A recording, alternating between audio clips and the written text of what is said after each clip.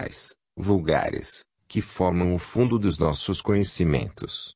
Charles Richet, O Choroix, 1903, Prefácio, p. X. William Crookes, 1832 a 1919.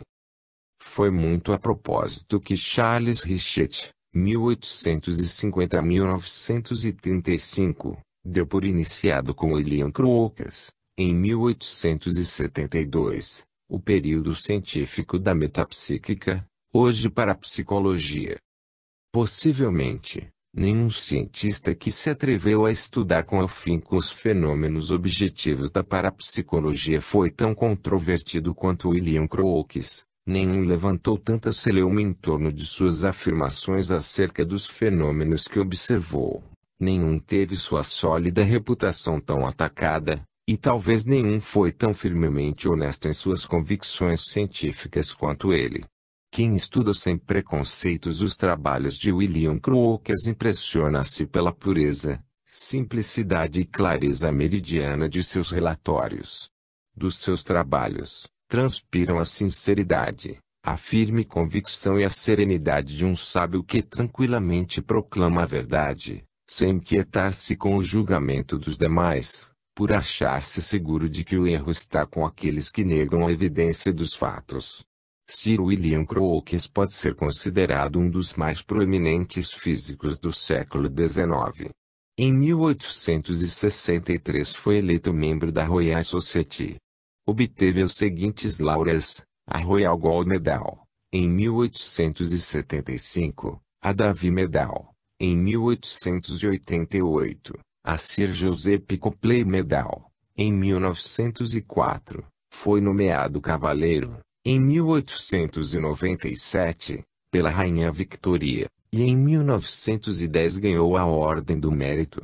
Foi presidente das seguintes instituições: Royal Society, Chemical Society, Institution of Electrical Engineers, British Association e Society for Physical Research. No campo das pesquisas científicas, Crookes é conhecido como descobridor do elemento químico de número atômico 81, o talho, do radiômetro, do espinterescópio, do tubo de raios catódicos, mais conhecido como tubo de Crookes, etc. Na área da divulgação científica, ele foi o fundador do Chemical News, em 1859, e editor do Quarterly Journal of Science, em 1864. Em 1880, recebeu uma medalha de ouro e um prêmio de 3.000 francos, da Academia de Ciências da França. William Crookes interessa-se pela transcomunicação. Na ocasião em que William Crookes tornou público seu interesse pelos fenômenos paranormais, houve uma grande expectativa em torno dessa decisão. Seu nome era por demais conhecido nos meios científicos, e seu veredicto seria, naturalmente, aceito como decisivo julgamento do movimento então chamado Spiritualism. William Crookes devia achar-se a par da repercussão nada favorável do relatório da London Dialectical Society. Pairava no ar uma surda hostilidade contra o spiritualismo. A má vontade com relação a este movimento era evidente, especialmente por parte da imprensa e do meio científico. Se Crookes se decidiu a sondar tão perigoso terreno, é porque confiava no método científico positivo, com o qual se achava tão familiarizado. Seu interesse despertou após haver assistido a uma sessão com a médium Sra. Marie Marçal, 1842 a 1884, em julho de 1869. Esta médium foi também iniciadora do Dr. Alfred Russel Wallace, 1823 a 1903, na investigação dos fenômenos paranormais. Os fenômenos eram banais: raptos, movimentos e levitação de uma mesa, nós dados em lenços, escrita direta em lousas, etc. A partir de 1867, ela produziu sessões de voz direta, nas quais se manifestava o famoso espírito John King. Como se nota, Eram fenômenos de TCD. Em dezembro de 1869, Crookes assistiu às sessões do célebre sensitivo J. J. Morse, 1848 a 1919, o mais extraordinário médium psicofônico daquela época, o qual o impressionou bastante. Em julho de 1870, depois que Henry Slade chegou a Londres, Crookes anunciou sua decisão de investigar seriamente os fenômenos espíritas. Publicou, então, no Quarterly Journal of Science, um artigo intitulado Spiritualism Viewed by the Light of Modern Science. O espiritualismo visto à luz da moderna ciência. São estas as suas palavras nesse artigo. Modos de ver ou opiniões não posso dizer que possuo sobre um assunto que eu não tenho a presunção de entender. O seguir, ele acrescentou, prefiro entrar na investigação, sem noções preconcebidas sejam quais forem, bem como do que posso ou não ser, mas com todos os meus sentidos alertas e prontos para transmitirem a informação ao cérebro, acreditando, como creio, que não temos, de nenhuma maneira, esgotado todo o conhecimento humano ou examinado as profundezas de todas as forças físicas. Segundo ele, tais investigações foram-lhe sugeridas por um eminente homem que exercia grande influência no pensamento do país. Finalmente, a derradeira sentença. O crescente emprego dos métodos científicos produzirá uma geração de observadores que lançará o resíduo imprestável do espiritualismo, de uma vez por todas, ao limbo desconhecido da magia e da necromancia. Tal anúncio foi recebido com especial interesse pela imprensa. Havia uma expectativa geral de que, desta vez, o espiritualismo iria ter sua correta avaliação. Em suma, seria colocado em sua exata posição e avaliado em suas devidas proporções, isto é, não receberia nenhuma aprovação. Após submetido ao escalpelo do método científico, esperava-se que tudo não passasse de fraude, logro, trapaça e impostura.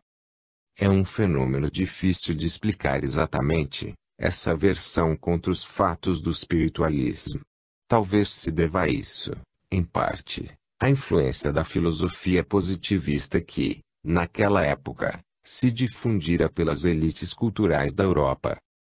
Entre 1869 e 1875, Crookes levou a efeito um número enorme de sessões, com os mais variados médiuns, as de maior importância, em seu próprio laboratório pessoal.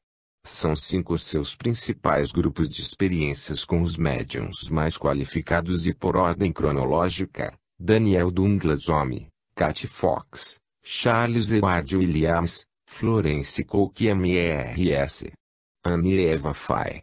Além desses, ele teve experiências esparsas com os seguintes médiuns: MERS, Marshall, J. J. Morse, aos quais já nos referimos, MERS, ST, Claire, os Holmes, Anne, MERS, Everett, o reverendo Stanton Moses, MERS, Maria Merdi, Miss Schwers e inúmeros outros de menor fama. O médium Daniel Douglas Home. As experiências feitas com Daniel Douglas Home parecem as mais bem controladas das 5 principais séries. Foram relatadas no The Quarterly Journal of Science, a partir de 1871, mais tarde enfeixadas em um volume sob o título Researches in the Phenomena of Spiritualism, e publicadas também nos Proceedings of the Society for Psychical Research, Vol. VI, 1889 a 90, páginas 98 a 127.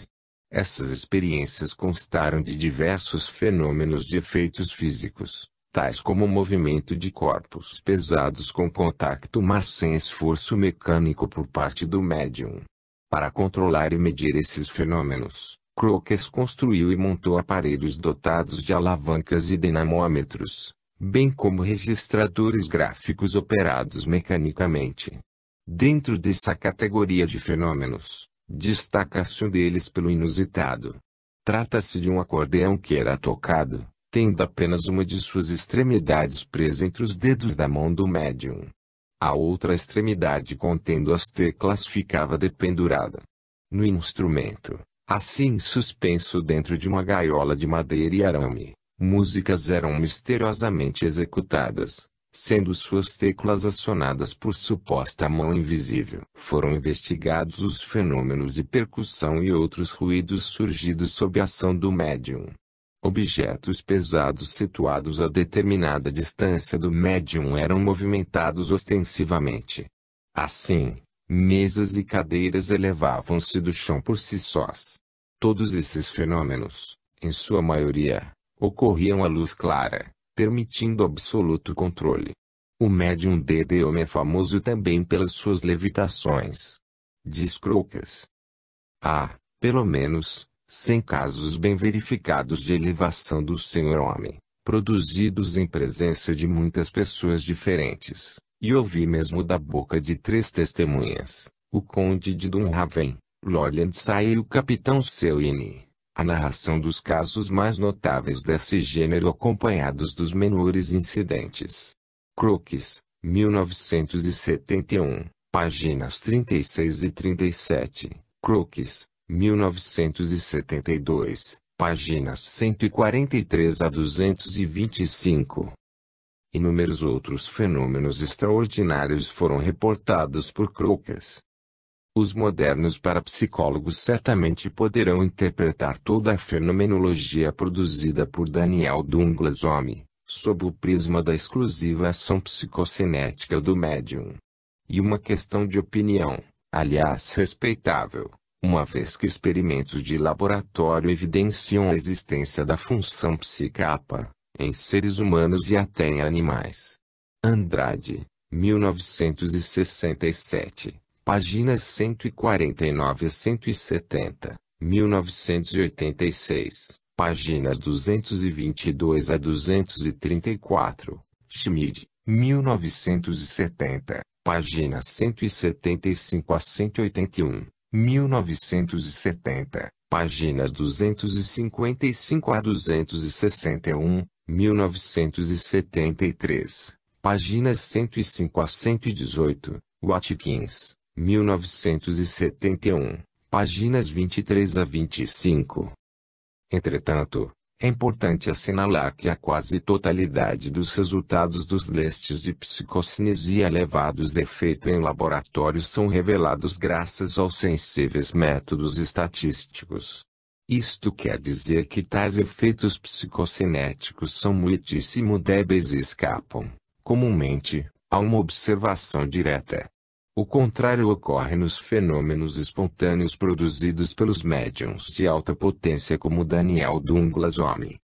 Outro aspecto significante é o fato de, nos experimentos de laboratório, raramente observar-se a manifestação de fenômenos onde se percebe a intencionalidade de uma força inteligente e independente da vontade de agente psicocinético. Com os médiuns, geralmente os fenômenos sugerem a intervenção e a ajuda de entidades incorpóreas inteligentes e alheias ao agente humano. Esses colaboradores estranhos costumam revelar sua intervenção nos fenômenos, estabelecendo, muitas vezes, um intercâmbio de informações com os assistentes e operadores. Nestes casos caracterizados ATC. Dá-se o nome de controle ou guia espiritual a tais entidades colaboradoras. Na literatura da fase correspondente à Psychical Research, pesquisa psíquica, e a metapsíquica, Richet, Bozano, Delany, Flammarion e outros, esses controles são mencionados frequentemente. De um modo geral, todo médium possui um ou mais guias, controles. Quando inquirido acerca de sua natureza, a maioria se diz um espírito. Alguns fornecem o seu nome ou pseudônimo. Outros não revelam sua identidade, mas pouquíssimos são os que assim procedem. Nos relatórios a respeito dos fenômenos ocorridos com Dedeome, a sua quase totalidade se refere a manifestações de espíritos. Sua carreira de médium teve início na infância. Ele próprio descende, por parte da sua genitora, de uma família de videntes. Quando era ainda um bebê, o berço de homem balançava-se sozinho, como se uma espécie de espírito guardião cuidasse dele enquanto dormia. Edmondes, 1978, p. Ele. O criticismo desencadeado contra Crookes.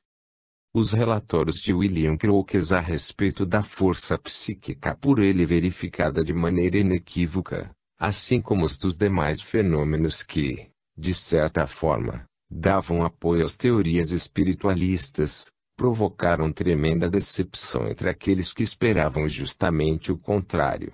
Crookes, ao que parece, já contava com esse tipo de reação. Em 20 de junho de 1871, ele escrevia, após ter enviado primeiro um relatório à Royal Society, 5 dias antes. Considero meu dever enviar primeiro à Royal Society, porque assim fazendo, eu deliberadamente lanço o peso de minha reputação científica em apoio à verdade daquilo que envio.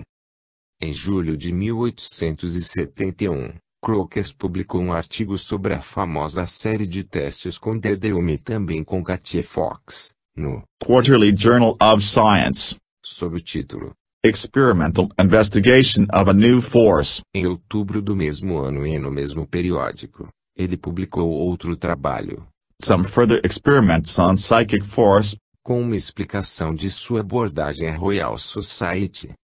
No próprio mês de outubro daquele ano, estourou a reação, um violento ataque anônimo surgiu na Quarterly Review.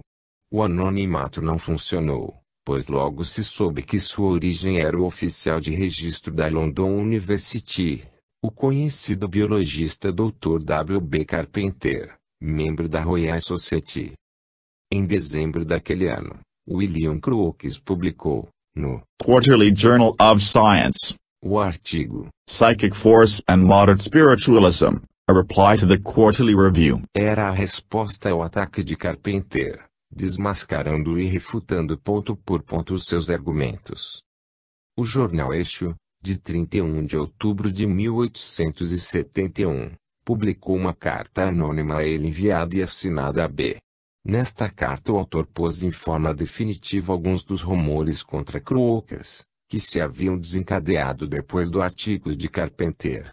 O anônimo B referia-se a informações e críticas de um tal M.R. J., a quem ele atribuía autoridade para julgar Crookes. Este logo descobriu o covarde autor da carta anônima, M.R. John Spiller, que fora, numa dada ocasião, admitido a assistir a 2 sessões com DDUM, na residência do Sr. Sergeant Cox. Crookes achava-se presente no momento, mas não havia ainda iniciado suas pesquisas sistemáticas sobre a mediunidade de DDUM. Conclusão. A esta e a todas as demais críticas, Crookes deu a devida resposta, quando reconheceu alguma importância nas mesmas. Vamos passar a outra fase das atividades de Crookes.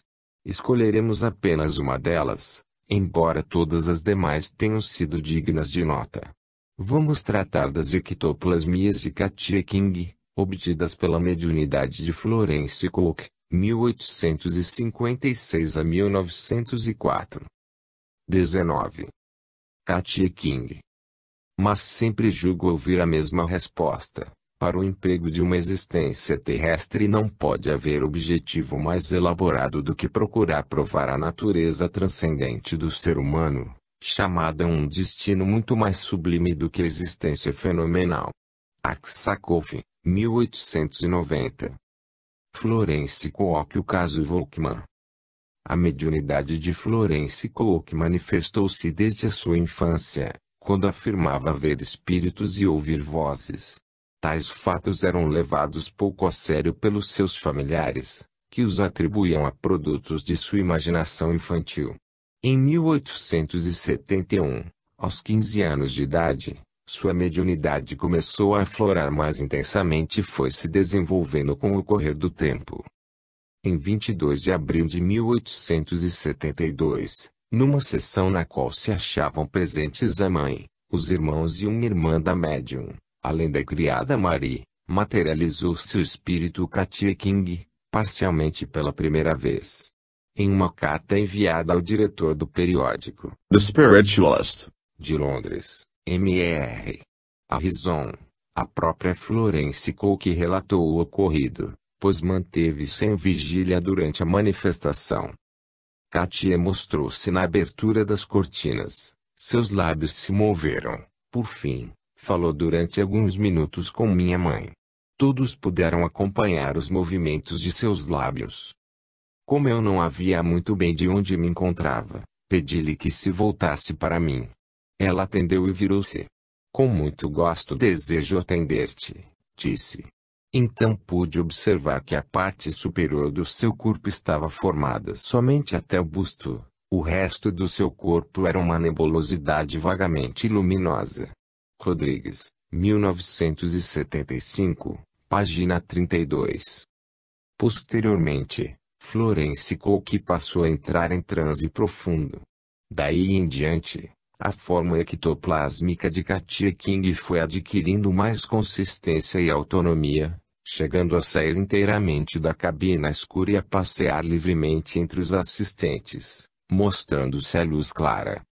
Em dezembro de 1873, durante uma sessão em que se achavam entre os convidados o conde e a condessa de Caetines, o conde de Medina Pomar e um certo Mr.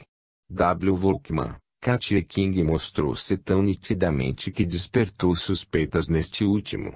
Volkmann, subitamente, avançou contra Katia King, agarrando uma de suas mãos e prendendo-a pela cintura com o outro braço. Estabeleceu-se uma luta, na qual dois amigos da médium tentaram socorrer Katia King. O advogado Henry Dumpy conta que ela pareceu perder os pés e as pernas, e fazendo um movimento semelhante ao de uma foca na água, escapuliu sem deixar traços de sua existência corporal, tendo desaparecido inclusive os véus brancos em que se envolvia. Segundo Volkmann, ela se libertou violentamente. Mas o fato incontestável é que pouquíssimos minutos mais tarde, quando se restabeleceu a calma e a cabina foi aberta, ali foi encontrada a Florence Cook perfeitamente composta em seu vestido preto, e calçada com suas botas. As amarras que a prendiam estavam intactas, assim como o lacre impresso com o sinete do anel de conde de Caetines, tal como no início da sessão. Foi-lhe dada uma busca, mas não se descobriu qualquer vestígio de vestes ou véus brancos. Como resultado da brutal prova, a médium adoeceu.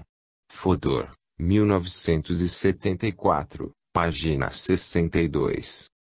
Logo após este incidente, Florence Cook procurou Sir William Crookes e solicitou-lhe que investigasse a sua mediunidade. A fase de William Crookes.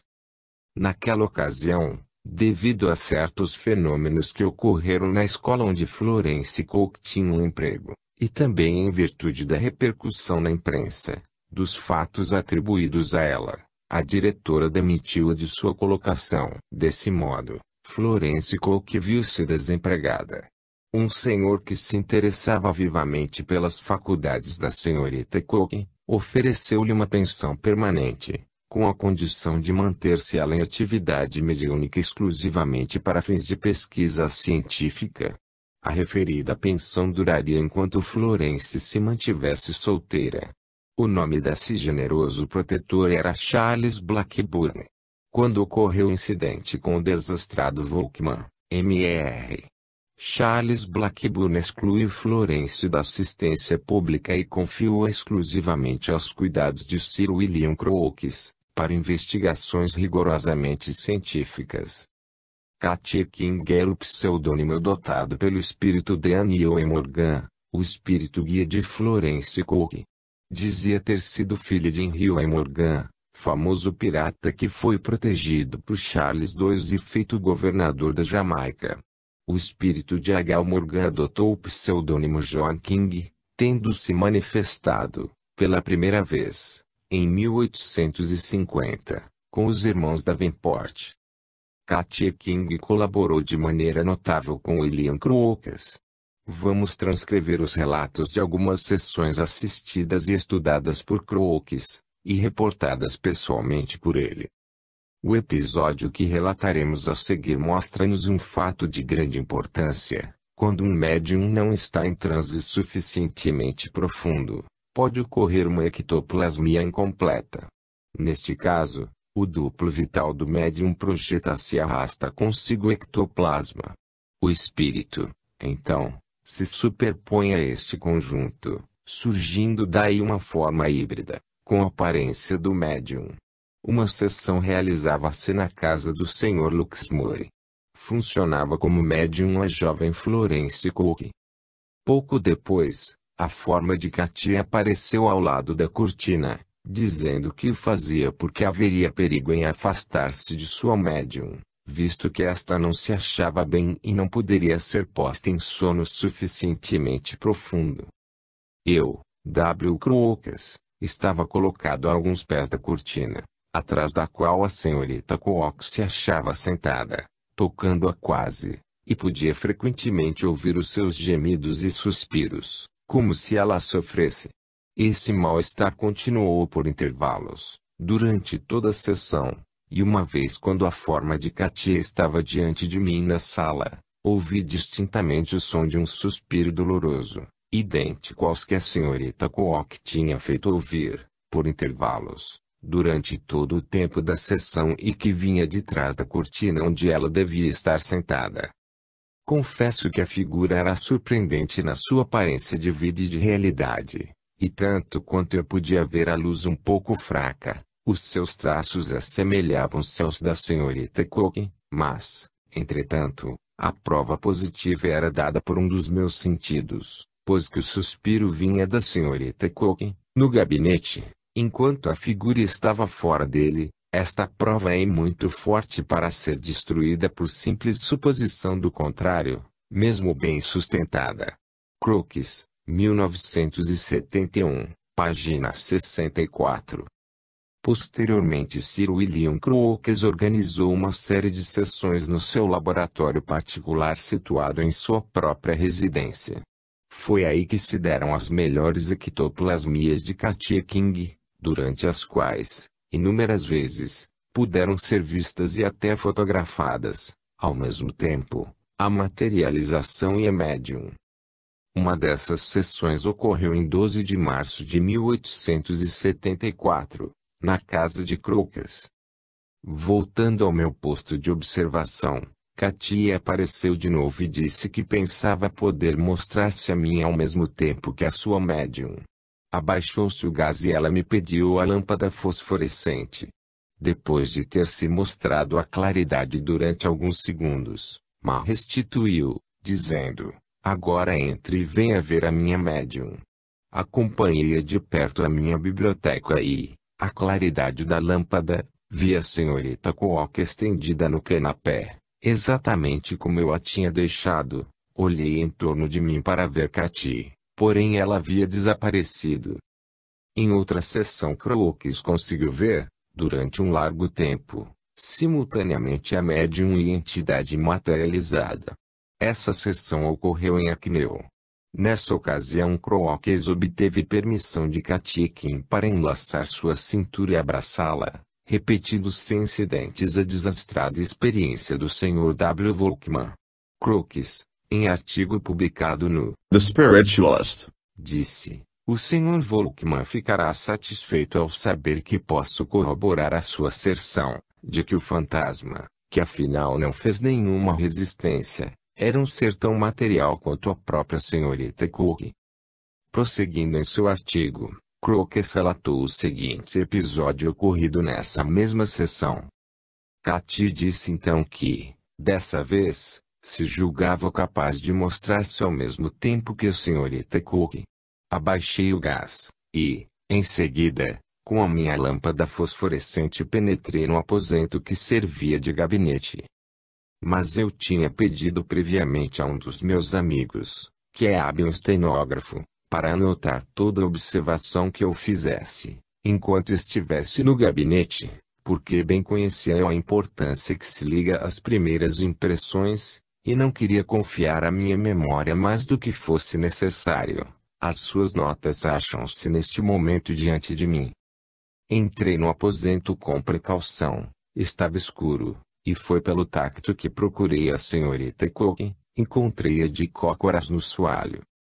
Ajoelhei-me, deixei o ar entrar na lâmpada e, à sua claridade, vi essa moça vestida de veludo preto, como se achava no começo da sessão, e com toda a aparência de estar completamente insensível. Não se moveu quando lhe tomei a mão, conservei a lâmpada muito perto do seu rosto, mas continuou a respirar tranquilamente. Elevando a lâmpada, olhei em torno de mim e vi Katy, que se achava em pé, muito perto da senhorita Cook e por trás dela. Katy estava vestida com roupa branca, flutuante, como já tínhamos visto durante a sessão. Segurando uma das mãos da senhorita Cook na minha e ajoelhado ainda, elevei e abaixei a lâmpada, tanto para iluminar a figura inteira de Katy, como para plenamente convencer-me de que eu via, sem a menor dúvida, a verdadeira Katy, que tinha apertado nos meus braços alguns minutos antes, e não o fantasma de um cérebro doente. Ela não falou, mas moveu a cabeça, em sinal de reconhecimento. 3 vezes examinei cuidadosamente a senhorita Cook, de cócoras, diante de mim, para ter a certeza de que a mão que eu segurava era de fato a de uma mulher viva, e 3 vezes voltei a lâmpada para Katy, a fim de examinar com segurança e atenção até não ter a menor dúvida de que ela estava diante de mim. Por fim, a senhorita Cook fez um ligeiro movimento e imediatamente Katy deu-me um sinal para que me fosse embora. Retirei-me para outra parte do gabinete e deixei então de ver Katy, mas só abandonei o aposento depois que a senhorita Cook acordou e que 2 dos assistentes entrassem com luz. Crookes, 1971. Página 69 a 73. Apesar do cerrado ataque de que foi alvo, devido aos seus relatórios acerca dos fenômenos que observou e investigou durante vários anos, Sir William Crookes nem uma só vez titubeou em afirmar sua convicção na realidade dos fatos por ele pesquisados. Diante da British Association at Bristol, em sua palestra presidencial, em 1898, ele declarou: 30 anos se passaram desde que eu publiquei um relatório de experimentos, visando demonstrar que além do nosso conhecimento científico existe uma força exercida por inteligência diferente da inteligência ordinária, comum aos mortais. Não tenho nada a retratar. Mantenho-me fiel às minhas afirmações já publicadas. Na realidade, eu poderia acrescentar muito mais, além disso. E numa entrevista na The International Psychic Gazette, em 1917, ele repetiu: nunca tive jamais qualquer ocasião para modificar minhas ideias a respeito. Estou perfeitamente satisfeito com o que eu disse nos primeiros dias. É absolutamente verdadeiro que uma conexão foi estabelecida entre este mundo e o outro. Fodor, 2974, página 70. Com estas palavras, Sir William Crookes dá um valioso testemunho a favor da realidade prática da TC entre os seres inteligentes deste nosso mundo e aqueles do plano espiritual. Talvez ele não pudesse imaginar que, em 1936, Attila von Szalay, nos Estados Unidos, iria obter as primeiras gravações de vozes de espíritos, em disco de fonógrafo, usando um simples gravador de agulha, marca Packardell. Testemunha do conselheiro Aksakoff. Alexander Aksakoff, 1832 a 1903, conselheiro imperial do czar da Rússia, interessava-se vivamente pelas questões ligadas ao espiritismo. Em Leipzig, 1890, Aksakoff publicou um livro intitulado Animismus und Spiritismus, no qual refutou as hipóteses reducionistas do Dr. Edward von Hartmann, enfeixadas no seu trabalho, Spiritualism. Nos Proceedings da SPR, Vol. 6, página 665, Miers afirmou que a obra de Aksakoff foi a melhor crítica às hipóteses de von Hartmann. Na obra de Aksakov encontramos o relato de sua primeira sessão com Florence Cook, em que teve a oportunidade de observar a materialização do espírito Katia King, em Londres, no dia 22 de outubro de 1873. A médium, Florence Cook, tomou lugar em uma cadeira situada no canto formado pelo fogão e a parede, por trás de uma cortina suspensa em argolas. Estavam na residência do Sr. Luxmore. Este amarrou solidamente a médium na cadeira, tendo cuidado de puxar para fora da pequena cabine uma longa fita que foi passada em um gancho e amarrada à mesa perto da qual o Sr. Luxmore estaria sentado. As mãos da médium foram atadas por trás da cadeira e todos os nós lacrados a seguir. O aposento era iluminado por uma lâmpada colocada atrás de um livro. Após cerca de 15 minutos, a cortina foi erguida de um lado e viu-se uma forma humana, toda vestida de branco, tendo o rosto descoberto, as mãos e braços nus e os cabelos envoltos em um véu também branco. Era Katia. Vamos transcrever na íntegra o relato de Aksakov. Na mão direita segurava um objeto que entregou ao Sr. Luxmore, dizendo-lhe, e para o Sr. Aksakov, faço-lhe presente de tudo. Ela me oferecia um pequeno púcaro de doce, e a entrega desse presente provocou um riso geral. Como se acaba de ver, o nosso primeiro encontro nada teve de místico. Tive a curiosidade de perguntar de onde vinha esse púcaro de doce. Katia me deu esta resposta, não menos prosaica do que a seu presente, da cozinha. Durante toda essa sessão ela conversou com os membros do círculo. Sua voz era fraca, não se percebia mais do que ligeiro cochicho. Ela repetia de instante a instante, faço-me perguntas, perguntas sensatas. Então eu lhe perguntei, não podeis mostrar-me a tua médium? Ela me respondeu, sim, vem depressa e olha. Imediatamente abri a cortina, da qual eu não distava mais de 5 passos. A forma branca tinha desaparecido e, diante de mim, em um ângulo sombrio, divisei a médium sempre sentada na cadeira. Ela trajava um vestido de seda preta e por conseguinte eu não podia vê-la muito distintamente, na sombra.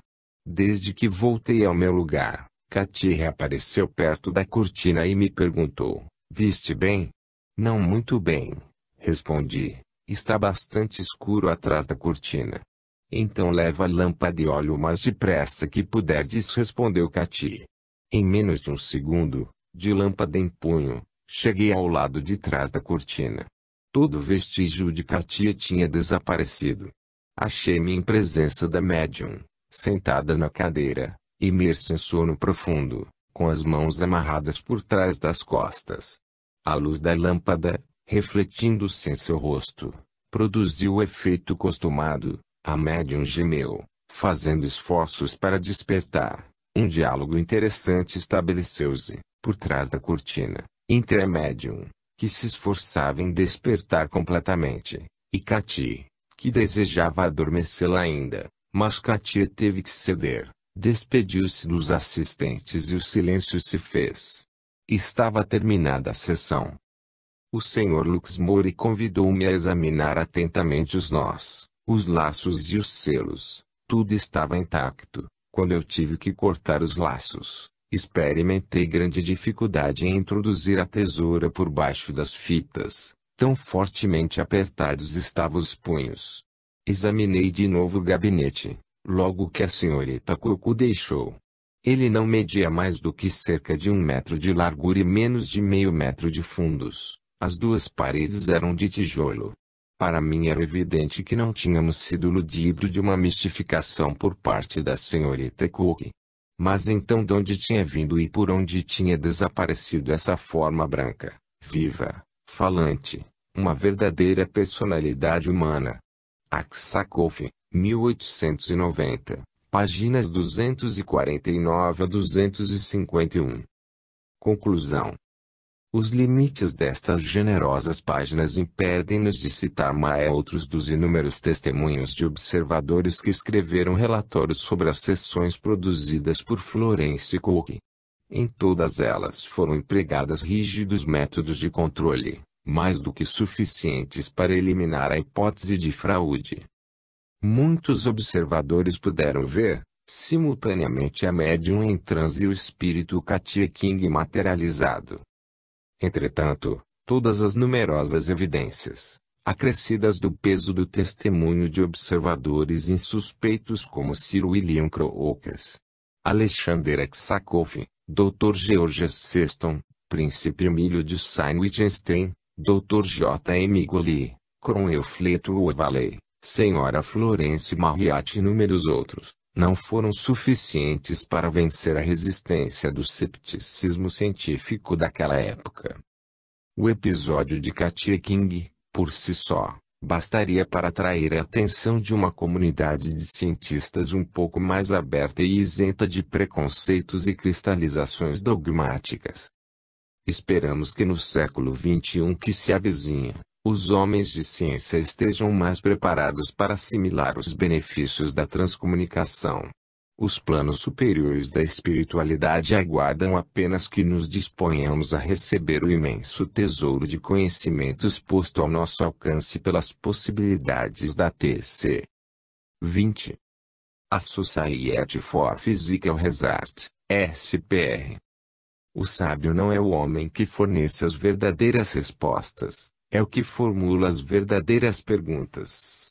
Levi Strauss. O objetivo principal, a mudança do paradigma. Vimos no capítulo 17 que o relatório da London Dialectical Society teve uma acolhida pouco estimulante por parte da imprensa.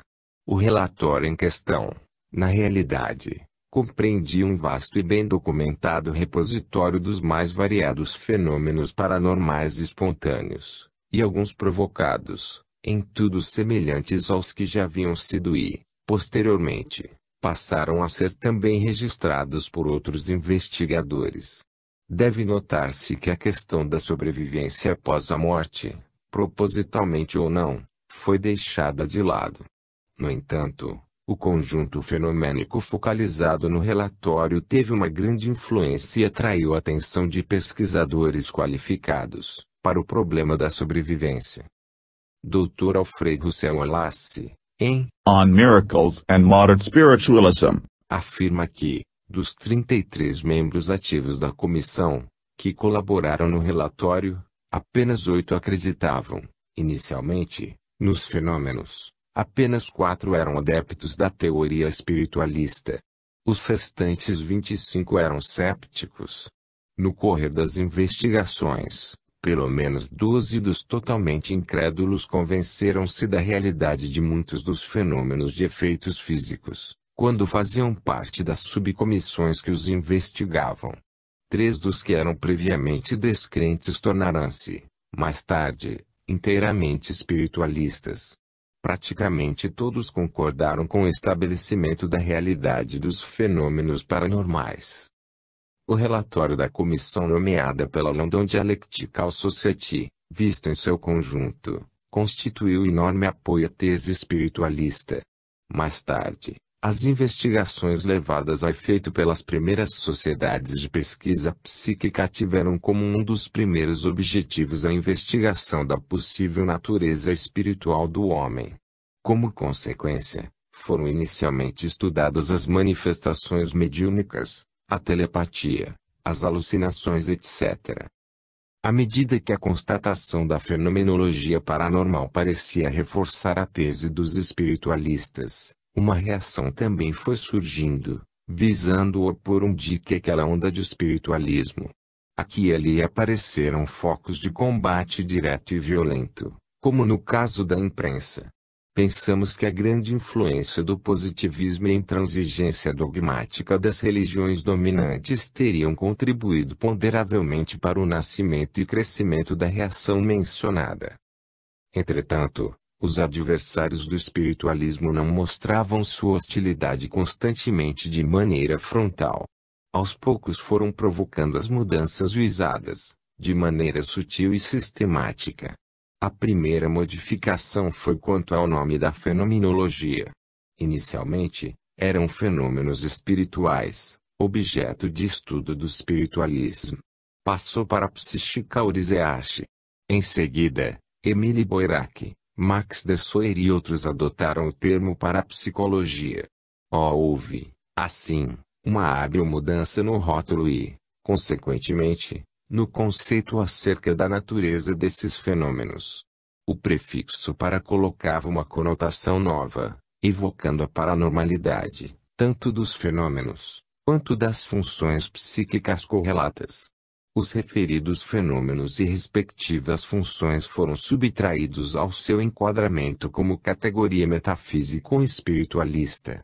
Semelhante objetivo parece ter inspirado Charles Richet ao criar o termo metapsíquica, para denominar a disciplina que trata da referida fenomenologia. A aceitação maior, modernamente, é para o vocábulo parapsicologia, sem embargo de que ainda existam na Inglaterra e Estados Unidos, alguns setores persistindo em usar a designação psíquica Urizeashi. Embora o objetivo declarado das sociedades de parapsicologia tenha sido rotulado cuidadosamente para não confundir-se com o do espiritualismo, a existência, a sobrevivência e a comunicabilidade do espírito após a morte continuaram sendo uma preocupação de grande número de parapsicólogos. A Society for Physical Research, SPR. Em 20 de fevereiro de 1982, a Society for Physical Research SPR completou um século de existência. Foram 100 anos de trabalhos profícuos e colaboração preciosa para o reconhecimento da parapsicologia como disciplina científica. Graças à sua austeridade, a SPR granjeou o respeito e a admiração do mundo inteiro. Os seus famosos proceedings formam uma coleção monumental, um repositório vastíssimo de informações concernentes a trabalhos de investigação de toda a extensa fenomenologia paranormal. É um tesouro de inestimável valor, posto à disposição do mundo e das gerações futuras. Além dos proceedings, é também editado o Journal of the SPR, distribuído, a cada 3 meses, aos sócios da SPR, bem como publicados livros e panfletos. Os nomes mais ilustres no campo da parapsicologia e das ciências têm figurado na lista dos presidentes da Society for Physical Research. Entre eles podemos destacar, a título de exemplo, os seguintes: Professor Henry Sedgwick, primeiro presidente, 1882 a 1884, Professor Balfour Stewart, 1885 a 87. Professor William James, 1894 a 95, Sir William Crookes, 1896 a 99, Professor F. W. H. Mieres, 1900, Sir Oliver Lodge, 1901-03, Sir William Barrett, 1904, Professor Charles Richet, 1905, Conde G. W. Balfour, 1906-07, Rev. Bispo W. Boyd Carpenter, 1912, Professor Henry Bergson, 1913, Professor Gilbert Murray, 1915-16, Lord Heinlein, John Leonstrut, 1919, Professor William M. C. Dougal, 1920-21, o astrônomo e escritor Camille Flammarion, 1923, Professor Dr. Hans Driesch, 1926-27, Dr. W. F. Prince, 1930-31, e inúmeros outros não menos ilustres, como Oder, J. B. Riniedra, Louis e Rini, ambos já falecidos. Em 6 de janeiro de 1982, o professor William F. Barrett convocara uma reunião em Londres, durante a qual foi planejada a Society for Physical Research. Em 20 de fevereiro de 1882 foi então eleito seu conselho e esboçado um programa para trabalhos futuros. Os objetivos da SPR podem ser melhor conhecidos através dos 6 itens que compreendiam o programa então entregue às comissões especiais.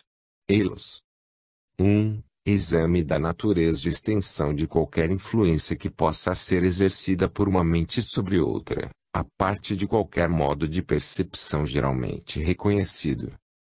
2. Estudo do hipnotismo e das formas do chamado transe mesmérico, com sua alegada insensibilidade à dor, clarividência e outros fenômenos correlatos.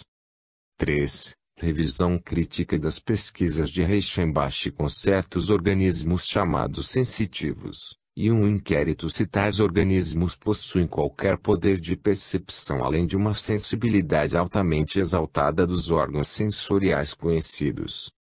4.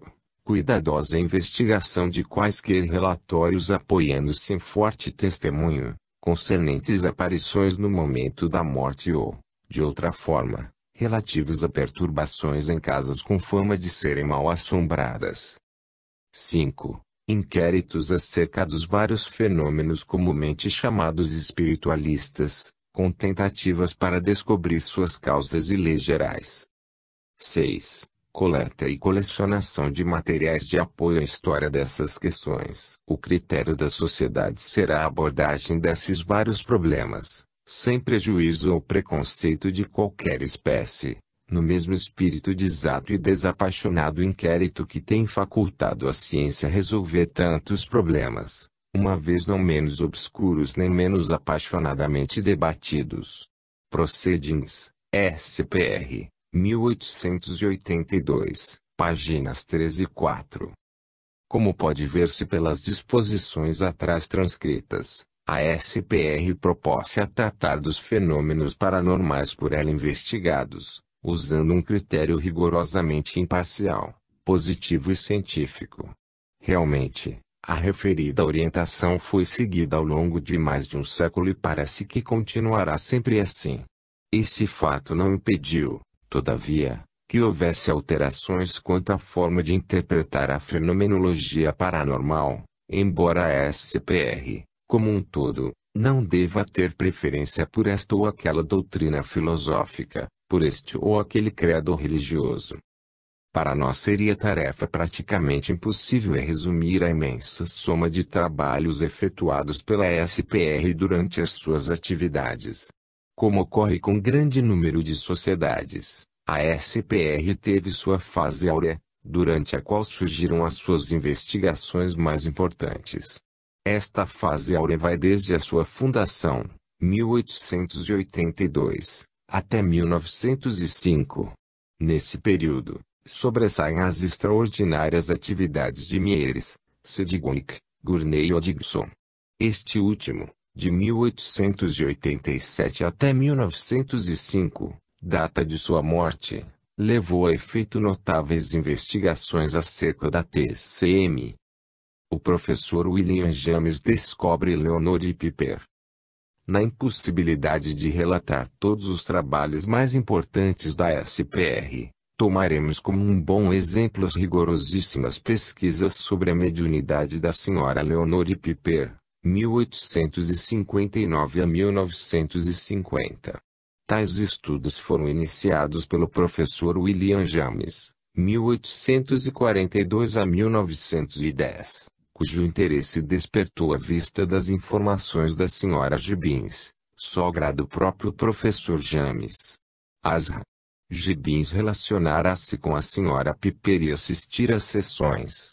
Impressionada com a exatidão das comunicações fornecidas pelo espírito controle da referida médium, a senhora Gibbons levou o fato a conhecimento do seu ilustre genro, o professor W. James. De um modo geral, todo médium possui um ou mais guias espirituais, chamados, também, controles. Asra Piper manifestou como controle, logo no início, uma garota indiana em que se denominava Ashurine. Depois desta entidade, houve a manifestação de diversos outros comunicadores. Finalmente, surgiu um controle exclusivo, que se manteve em ação de 1884 a 1892. Dava-se o nome de Dr. Pinuit e dizia-se um médico francês que viveu em Metz ou em Marselha. Rigorosamente interrogado e investigadas as suas declarações, verificou-se que suas afirmativas eram falsas. Inclusive, Pinuit nem sabia falar o francês. Mais tarde, chegou-se à conclusão de que esta entidade não passava de um espírito leviano e de reduzida evolução. Foi captada pela Sra. Piper, nas reuniões iniciais que ela teve com o médium cego chamado Dr. J.R. Coke, onde aquele espírito era conhecido como Finney ou Finnet. O Dr. William James orientou durante algum tempo as reuniões com a Sra. Piper quando Pinuit era o seu exclusivo controle. Durante tais sessões, a Sra. Piper, sob a influência de Pinuit, revelava conhecimentos inexplicáveis e extraordinários, acerca dos consulentes e de seus respectivos familiares falecidos.